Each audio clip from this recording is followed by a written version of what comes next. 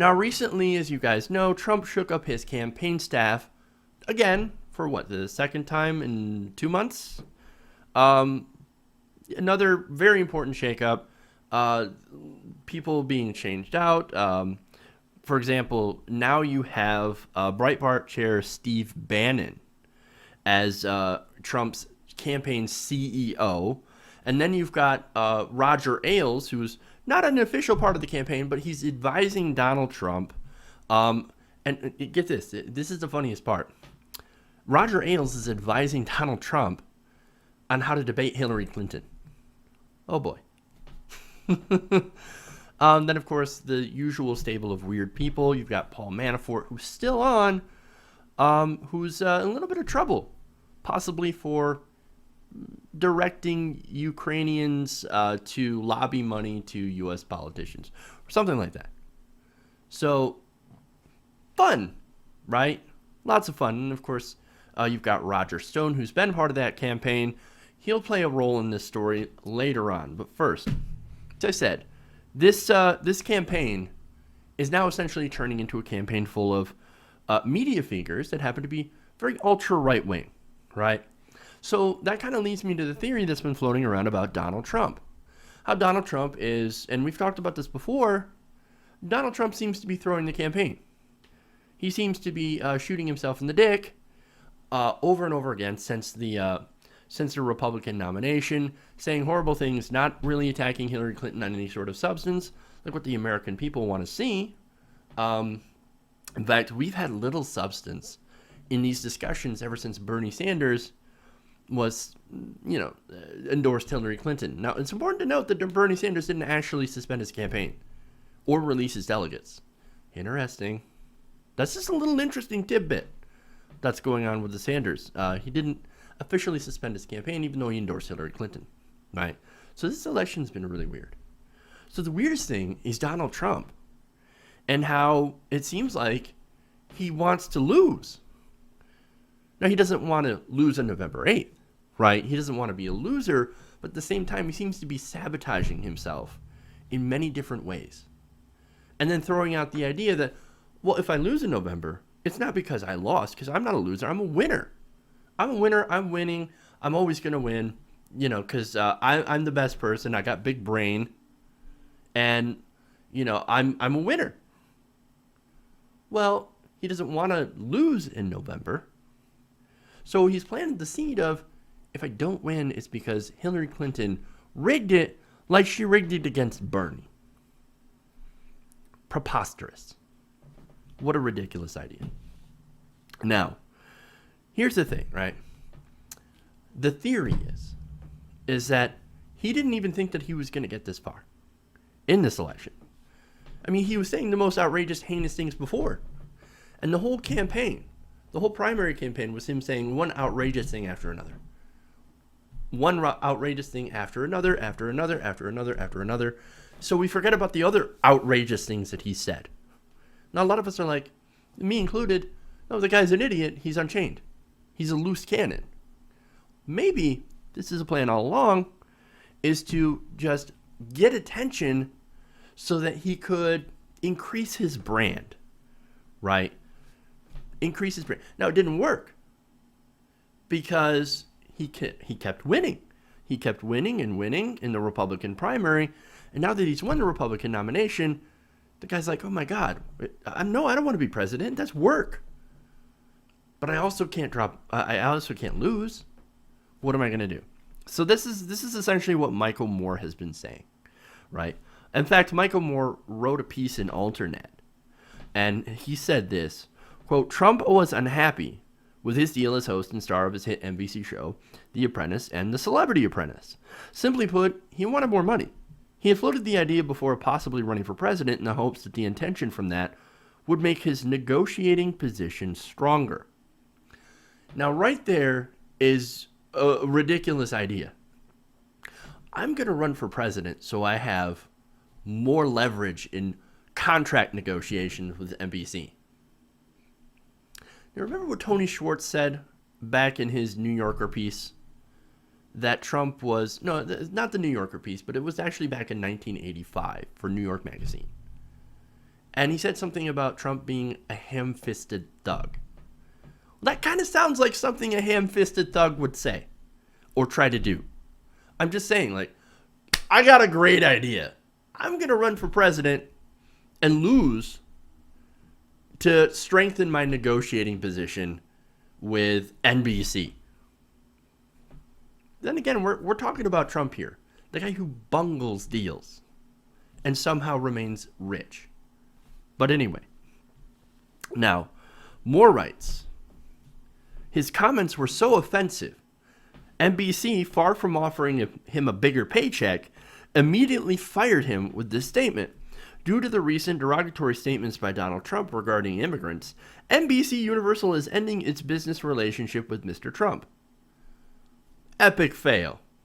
You actually thought that was going to work? If this is true, and Michael Moore says, I got sources. I can't name them, but I got sources. Okay. Well, that's as far as we're going to get with who actually said this. Might as well say some people say. But then again, this is a fascinating theory. So I'm going to continue to go through it. Now, as I said, absolute fail. But Trump, in Trumpian fashion, he can't quit. He can't stop himself. So Moore writes this.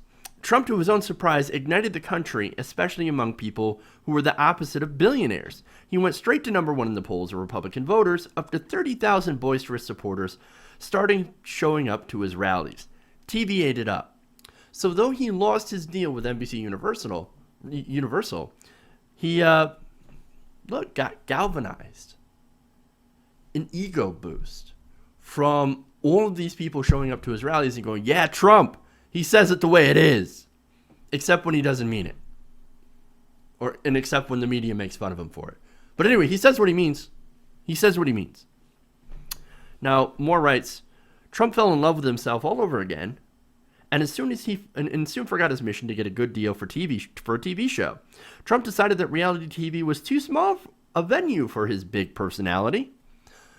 But he also writes, the night he won the New Jersey primary was Trump's oh shit moment. Oh God, I just won New Jersey. I'm going to win the Republican nomination. What do I do? I could beat Hillary Clinton. Now finally he goes on to explain why Trump continues to essentially punch himself in the dick at every opportunity. By the past weekend, the look on his face said it all. I hate this. I want my show back. But it was too late. He was damaged goods, his brand beyond repair, a worldwide laughingstock, and worse, a soon-to-be loser. Many now are sensing the endgame here because they know Trump seriously doesn't want to do the actual job. And most importantly, he cannot and will not suffer through being officially and legally declared a loser. Loser! On the night of November 8th. Now we all know one thing Donald Trump can't stand is being declared a loser. Now either he thinks that he's going to lose or lose on November 8th. He's going to stick it through, or he's going to self-sabotage his campaign. But don't worry. Donald Trump might actually have a new plan. He might actually be trying to make lemonade out of his lemon of a campaign. Now, what do I mean by that? Now, Quartz.com also posted an interesting article back in June, pointing out that Vanity Fair said that Trump was looking to start his own cable network, Trump TV. Quote, according to people close to him, Trump hoped to leverage his millions of supporters into a loyal television audience, which to him might make the long slog of running for president actually worth it in the end. Wrote Quartz's Adam Epstein. Interesting. Trump TV. Look, it's not like he doesn't have experience with TV. He was a reality TV star. And now he's got a very loyal, very rabid follower base. The guy loves TV. The guy loves being in front of a camera. And he loves being himself. And people love that. Here's more evidence. CNN's Brian Stelter pointed out on Wednesday night that Trump now has everyone in place to launch a media company with the hiring of Breitbart.com editor Stephen Bannen, ousted Fox News chairman Roger Ailes, and Republican operative and dirty trick specialist Roger Stone. He's got the infrastructure. Maybe? Brian Stelter says Steve Bannen is coming over from media. What media and politics have in common is it's all about aggregating the biggest possible audience. And Donald Trump, he's pretty good at that. He's also pretty good at getting a lot of attention. Now, Stelter continues. Well, what if Trump loses? Think about who he has as in his team now. Steve Bannen, Roger Ailes, informally Roger Stone, the competent who's known for his dirty tricks. He has all the right people to put in place in the new media company. Whether it's a television network or on Facebook or something we can't picture yet, I think we have to at least consider that possibility, even if Trump would never acknowledge that's real today. This would explain why Trump is sticking to his losing strategy of appealing to angry white racists and letting Trump be Trump, which is essentially what we've been continuing to hear from sources inside his campaign, that they can't control him, that they've decided to give up. I remember some of the headlines where Trump staffers were on suicide watch because they can't control this guy. Oh, it's because he doesn't want to be controlled, and maybe winning the campaign is not his actual goal. He continues, he might lose the election, but he's building a core audience of disaffected conservatives who will presumably tune in once the election is over to continue hearing Trump tell it like it is. Fascinating. If this whole thing is true, and it's just a theory right now, but there's evidence to support this theory in what I pointed out earlier, if this whole thing is true, it's kind of brilliant. That would mean this entire election was nothing more than a marketing ploy to help Donald Trump. Wow.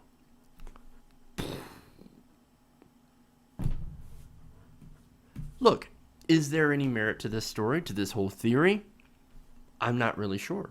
There is some evidence. It is compelling, but we'll never know for sure until the end of the election. Now, it seems pretty clear that right now, Donald Trump will either drop out or be crushed November 8th. Now, that's not to say that something else can't happen to Hillary Clinton, that WikiLeaks won't drop a bomb, metaphorically, of course, on the Clinton campaign. There's lots of other things that can happen. We've got a little less than 4 months before November, and a lot can happen. That's a lot of time in politics. But look, Donald Trump may end up still being a loser. But if this is true, then losing might not be so bad for him. Anyway, is there any merit to this theory? What do you think? Make sure to leave your comment below. Hey everybody, if you like this video, then please like this video and share. And if you want to see more like this, then please hit that subscribe button below.